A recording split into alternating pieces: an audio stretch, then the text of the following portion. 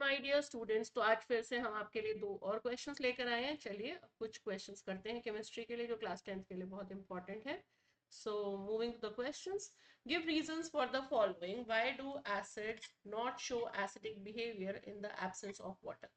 Students, acids जो हैं वो प्रोटॉन्स लिबरेट करते हैं, they liberate H plus ions only in the presence of water, right?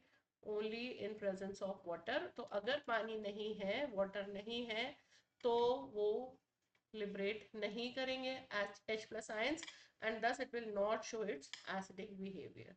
So the reason will be that the acids show acidic behavior only in the presence of water. So if there's no water, H plus ions will not be liberated, and thus it will not show the acidic behavior.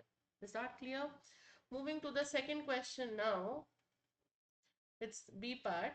Why should curd and sour substances not be kept in copper vessels? Students, curd या sour substances, जो आपका curd होता है या sour substances होते हैं, they are all acidic, right? Curd में आपको मालूम है कि lactic acid होता है, and when these acidic substances are kept in copper vessels, तो ये copper vessels के साथ acid react कर जाता है और toxic substances बनाता है, right? This is very toxic and it can lead to food poisoning. So it is avoided to keep curd and sour substances in the copper vessels. Is that clear? I hope it is clear.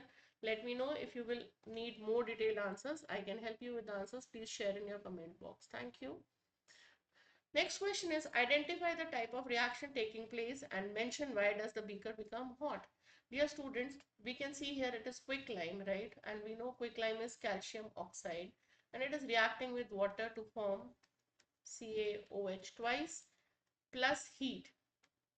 One, it is a combination reaction because they are combining, two or more reactants are combining to form a product, that is calcium hydroxide.